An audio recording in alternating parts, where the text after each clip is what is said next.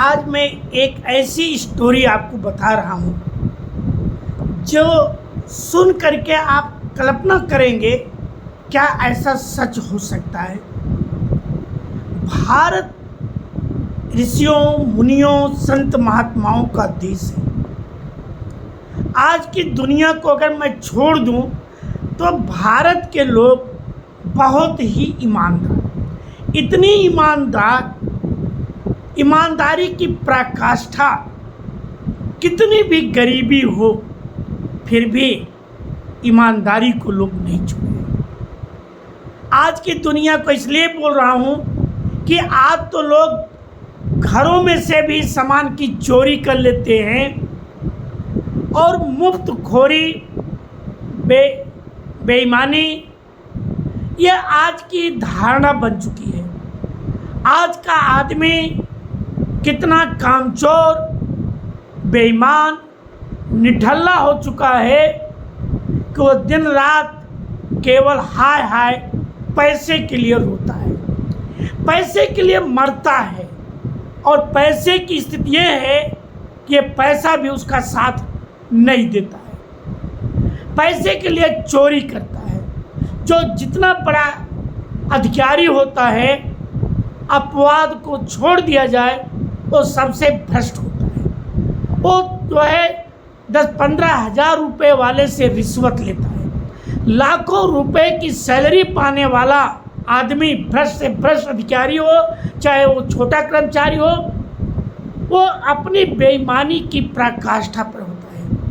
करोड़ों रुपए लोग रिश्वत, कई लोगों के यहाँ छापे पड़ते हैं, मशीनें मंगाई जाती नोटों की गड्डियाँ गिनने के लिए। मैं उन अधिकारियों की बात नहीं करूँगा जो बहुत ही ईमानदार हैं, क्योंकि जो ईमानदार हैं, जिनके लिए दिन रात दूसरे की सेवा करना, परिश्रम करना, मेहनत करना, आने का कोई टाइम नहीं फिक्स, जाने का कोई टाइम नहीं, जिन्होंने कभी किसी के एक कप चाय भी नहीं पी होगी, ऐसे बहुत सारे ईमानदार लोग आज भी हमारे देश में पड़े हुए हैं। इन सभी ईमानदार लोगों की मैं इज्जत और सैल्यूट करता हूँ। लेकिन उन भ्रष्ट कर्मचारियों और अधिकारियों की बात करता हूँ जो बेईमान हैं, रिश्वतखोर हैं, जो हर मामले में वेतन भी पाते हैं लेकिन बिना रिश्वत के काम नहीं करते,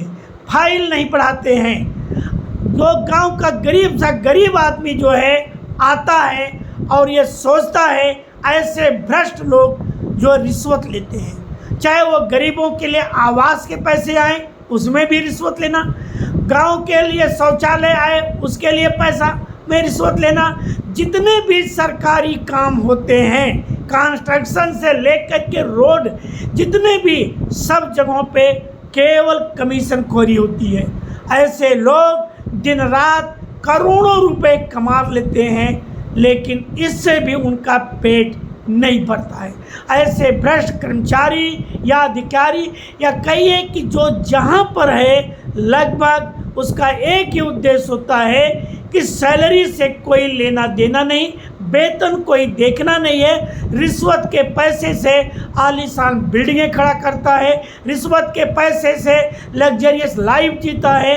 ऐसे बहुत सारे लोगों के यहाँ कभी कभी रेड भी पड़ती है और तब पकड़े जाते हैं। इतना सोना, इतना चांदी, इतनी नगद, इतने बिल्डिंग, इतने प्लाट, एक एक लोगों की कहानी सुन करके बड़ा दुख होता है।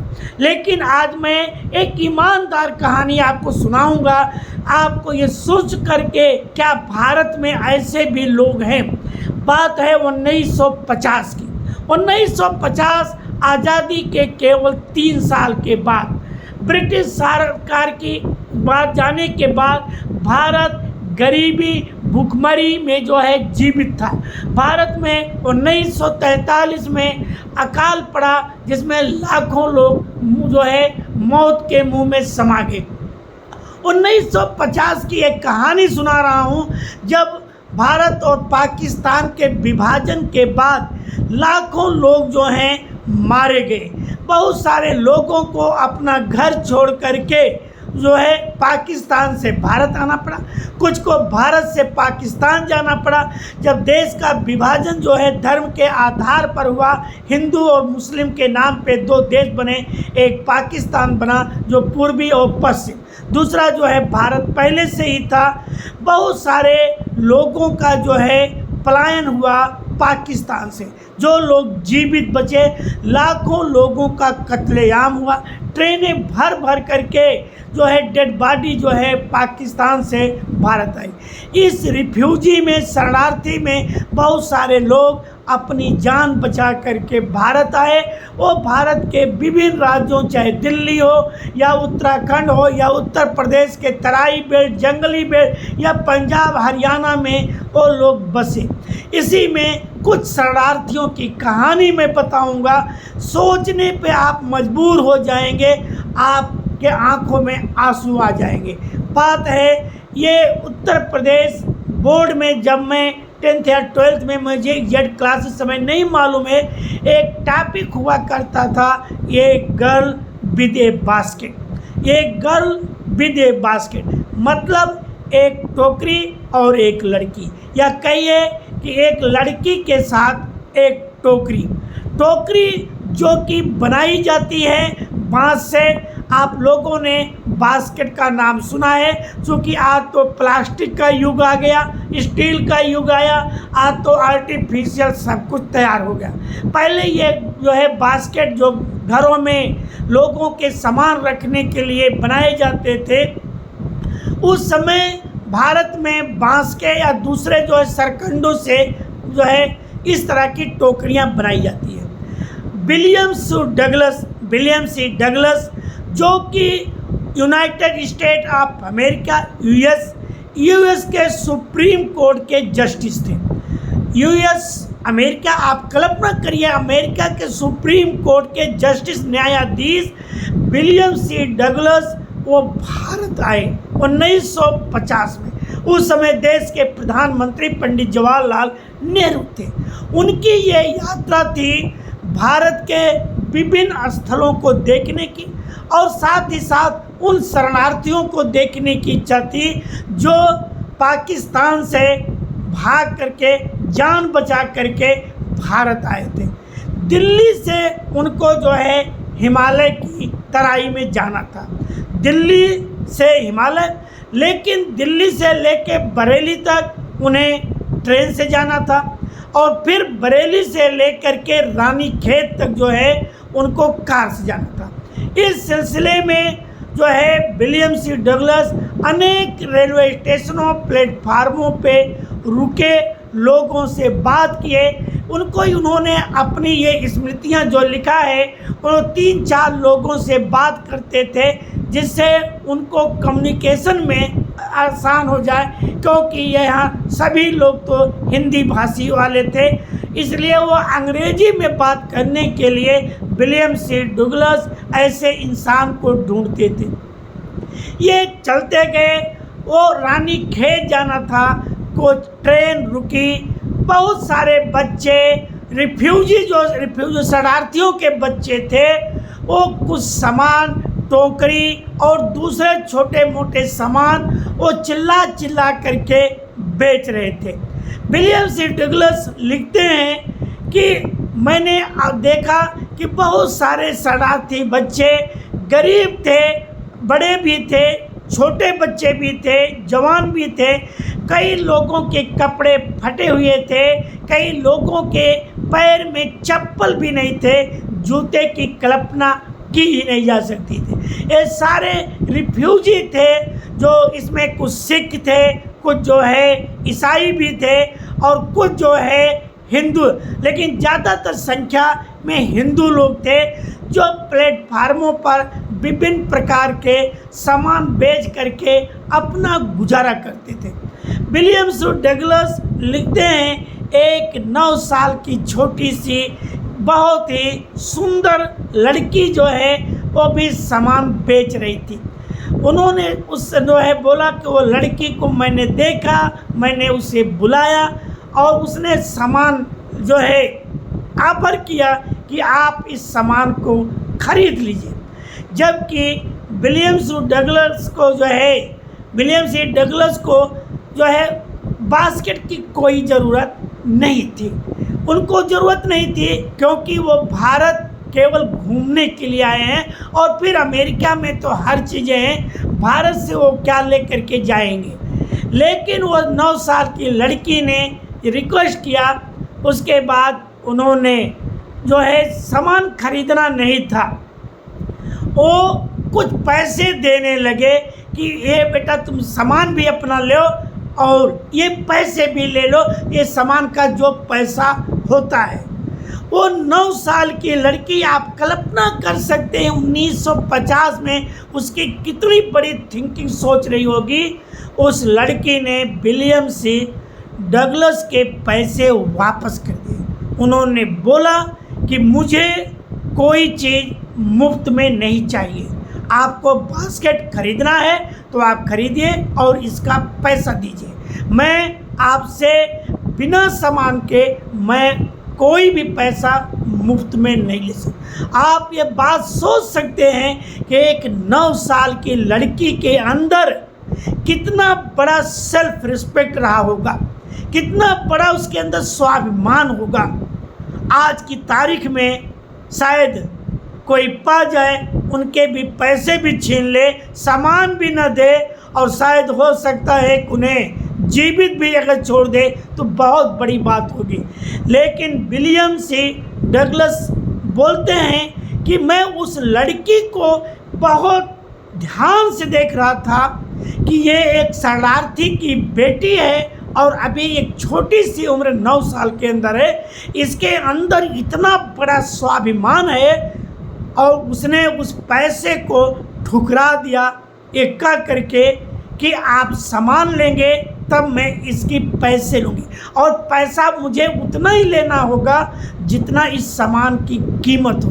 कितना बड़ा आत्मविश्वास, आत्मसम्मान, सेल्फ स्टीम, सेल्फ रिस्पेक्ट उस 9 साल की शरणार्थी की बच्ची में था। विलियम सी डगलस लास्ट में उसके इस स्वाभिमान को देख करके कि वो लड़की बिना सामान लिए हुए पैसे नहीं लेगी, वो लड़की वहाँ से चली गई। पैसे उसने फेंक दिए कि आप अपना पैसा रखिए, मैं इस तरह की नहीं हूँ। और बाद में जो है विलियम सी डगलस के आंखों में आंसू आ गए कि भारत में आज भी ऐसे लोग हैं जो गरीब हैं, जिनके पैरों में चप्पल नहीं है, जूते नहीं हैं, कपड़े तक ठीक से नहीं हैं, फटे हुए कपड़े हैं, जिनको ठीक से भोजन नहीं मिल रहा है। आप उस देश के बारे में एक 9 साल की लड़की उनके लिए एक रोल मॉडल बन गई कि कितना स्वाभिमान उस लड़की में है।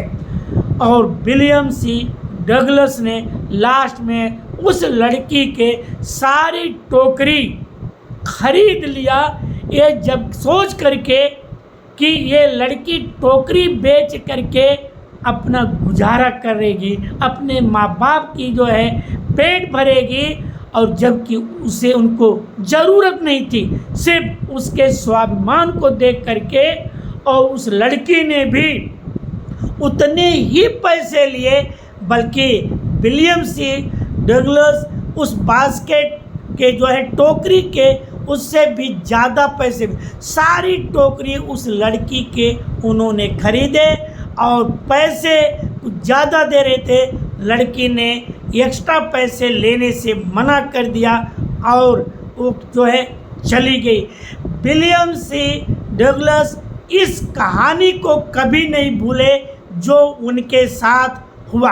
बाद में ये चीज़ें जो है पंडित जवाहरलाल नेहरू से जब उनकी मुलाकात हुई तो उस लड़की की एक कहानी को पंडित जवाहरलाल नेहरू को भी साझा किया और उन्हें बताया कि मैं सोच भी नहीं सकता कि क्या भारत में आज भी लोग इतने स्वाभिमानी हैं, इतने ईमानदार हैं, जो कोई, आप कल्पना करिएगा कि लोग भीख मांगते हैं, कटोरा लेके भीख मांगने की एक कंपटीशन चला है, परंपरा जो है कितने लोग बेस बदल करके, कितने लोग अपाहिज ना होते हुए अपाहिज बन करके सारा भिखारियों का देश बन चुका है। आप कहीं मंदिर चले जाओ, वहाँ भिखारियों की लंबी लाइन मिलेगी। आप मस्जिद जाओ, वहाँ भिखारी आपको मिलेंगे। आप जो है रेलवे स्टेशन पे जाओ, वहाँ भिखारी मिलेंगे। अरे भारत का वो कौन सा स्थल होगा जहाँ भिखारी आपको नहीं मिलेंगे? लेकिन इन भिखारियों के अंदर स्वाभिमान नहीं है। स्वाभिमान एक 9 साल की लड़की के अंदर है, जिसने इस देश के इज्जत मान प्रतिष्ठा को उसने जो है बचाया। उस लड़की की वजह से विलियम सी डगलस इतने प्रभावित हुए। इसका वर्णन उन्होंने अमेरिका के लोगों से भी बताया कि ये कितने स्वाभिमान लड़की भारत। आज भी भारत कितना ईमानदार है। काश वो 1950 में आए थे। अगर 2025 में कोई भारत में आ जाए तो क्या कहानी है, बताने की ज़रूरत नहीं है। अगर इतना मालूम हो जाए इसके पास पैसे हैं तो शायद वो जिंदा बच जाए। ये बहुत बड़ी बात है, क्योंकि आज कुछ लोगों की वजह से ये हमारा देश इतना बदनाम हो चुका है। और बहुत सारे लोग उनकी लैंग्वेज को ना समझने के कारण पैसे मांग लेते हैं, मुंह मांगी कीमत मांगते हैं, क्योंकि फॉरेनर को ये नहीं मालूम होता है, क्योंकि उनका सब कुछ डॉलर में होता है। और मैंने कई बार देखा है कि बहुत सारे मंदिरों में वो आते हैं, दर्शन करते हैं, वहाँ कुछ सामान लेना चाहते हैं, उसकी जो है लोग कीमत मुँह मांगी मांगते हैं। और ये सारे, कभी आप इंडिया गेट जाइए, वहाँ पर भी कितने लोग आते हैं। लेकिन हमारे यहाँ के कुछ भिखारी लोग सामान के नाम पे, कुछ जो है कटोरा लेके भीख मांगने वाले, जिन्होंने पुश्तैनी धंधा बना लिया है, उनकी वजह से देश आज अपमान की ज़िंदगी जीने के लिए मजबूर हो जाता है। इससे देश की छवि जो है कितनी डाउन होती है। मैं सैल्यूट करता हूँ उस लड़की को जो 9 साल की कन्या, 9 साल की बच्ची, जो पूरे अमेरिका के लिए रोल मॉडल बनी। और भारत की वो 9 साल की कन्या जिसने बास्केट जो है बेच करके, टोकरी बेच करके जो है उसने अपनी मान प्रतिष्ठा इज्जत को बचाया। और विलियम सी डगलस के ये लिखे हुए संस्मरण लेख जो उन्होंने पंडित जवाहरलाल नेहरू से शेयर किया, a girl with A basket, ये टॉपिक था। ये जो है अंग्रेजी में पढ़ाया जाता था 10th या 12th यूपी बोर्ड की कक्षाओं में। आज भी मुझे याद है कि जब मैं पढ़ता था तब ये कहानी विलियम सी डगलस, और मुझे याद है कि कम से कम मुझे 45 साल तो छोड़े हो ही गया होगा, 40-45 साल, लेकिन आज भी याद है।